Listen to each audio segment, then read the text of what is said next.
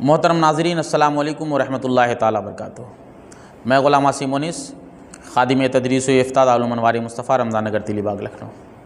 امید ہے کہ آپ تمام حضرات بخیر ہوں گے۔ آج ہم پھر آپ کے سوالات کے جوابات کے ساتھ آپ کی خدمت میں حاضر ہیں۔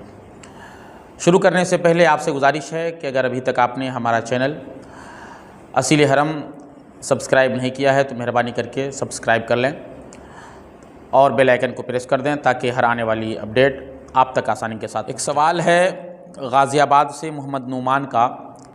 وہ کہتے ہیں کہ ہماری والدہ کا انتقال ہو گیا اسی بارش میں۔ ہم نے جس قبرستان میں اپنی والدہ کو دفن کیا تھا اس قبرستان میں پانی جمع ہونے کی وجہ سے میری والدہ کی قبر دب گئی ہے اور قبر کے پٹرے کھل گئے ہیں۔ عرض یہ کرنا ہے، کیا ہم اپنی والدہ کی قبر کو کھول کر دوبارہ سے ٹھیک کر سکتے ہیں؟ دیکھیے، حکم شریعت یہ ہے کہ بغیر عذر شرعی قبر کو کھولنا ناجائز و حرام ہے، چاہے قبریں دب گئی ہو یا قبر کھل گئی ہو۔ قبر کھولنے کے لیے شریعت نے کچھ اعذار کا ذکر کیا ہے۔ اگر وہ اعذار پائے جاتے ہیں، وہ عذر پایا جاتا ہے تو آپ قبر کھول سکتے ہیں۔ شریعت نے جن اعذار کا تذکرہ کیا ہے وہ یہ ہے کہ کسی دوسرے کی زمین پر اگر مردہ دفن کر دیا گیا ہو اور مالک زمین اس سے راضی نہ ہو اور کہہ رہا ہو کہ آپ اپنے مردے کو یہاں سے نکال لیں، تو ایسی صورت میں قبر کھودی جا سکتی ہے۔ دوسری صورت یہ ہے کہ غصب کیے ہوئے کپڑے میں اگر مردے کو دفن کر دیا گیا ہو تو آپ قبر کھود سکتے ہیں، اور اگر کسی کا مال قبر میں رہ گیا ہو اور وہ اس مال کا تقاضا کر رہا ہو تو ایسی صورت میں قبریں کھودی جا سکتی ہیں۔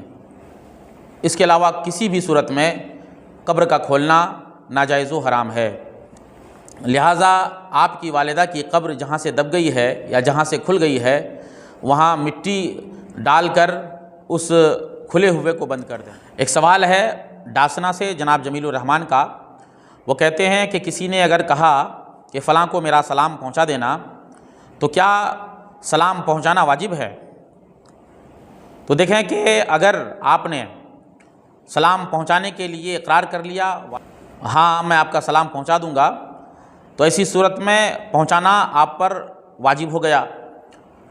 اگر آپ نے سلام نہیں پہنچایا تو آپ گنہگار ہوں گے، اور آپ نے اقرار نہیں کیا تو آپ پر کوئی الزام نہیں۔ ایک سوال ہے جالندھر سے محمد وسیم کا۔ وہ کہتے ہیں کہ جہری نماز میں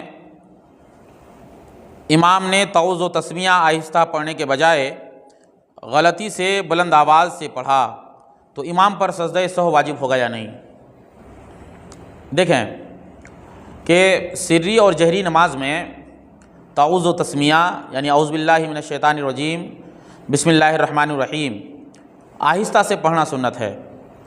البتہ اگر امام نے بلند آواز سے تعوذ و تسمیہ پڑھ لیا تو اس پر سجدہ سہو واجب نہیں ہے۔ ایک سوال ہے محمد علیم الدین کا اتر دناج پور بنگال سے۔ وہ کہتے ہیں کہ ہمارے ہاں کچھ لوگ قبرستانوں میں جوتا چپل پہن کر چلتے ہیں۔ دریافت طلب مسئلہ یہ ہے کہ کیا قبرستان میں جوتا چپل پہن کر چلنے کی اجازت ہے؟ دیکھیں کہ قبر پر پاؤں رکھنے سے مردے کو تکلیف ہوتی ہے، اس لیے قبروں پر پاؤں رکھنا ناجائز و حرام ہے، خواہ جوتا پہن کر ہوں یا خالی پیر۔ جو لوگ ایسا کرتے ہیں وہ سخت گنہگار ہیں، انہیں صدق دل سے توبہ کرنا چاہیے۔ اللہ تبارک و تعالیٰ توبہ قبول فرمانے والا ہے۔ ہاں، جہاں قبریں نہیں ہیں اور قبروں تک جانے کے لیے بیچ سے راستے نکالے گئے ہیں تو ان راستوں پر جوتے چپل پہن کر چلنے میں حرج نہیں، مگر احتیاط ضروری ہے۔ بہتر یہی ہے کہ ان راستوں میں بھی جوتے چپل پہن کر نہ چلیں۔ حضور اعلیٰ حضرت امام احمد رضا خان فاضلی بریلوی رضی اللہ تعالیٰ عنہ ارشاد فرماتے ہیں کہ قبرستان میں جوتا چپل پہن کر چلنا سخت توہین اموات مسلمین ہے، لہٰذا اس سے بچنا ہی بہتر ہے۔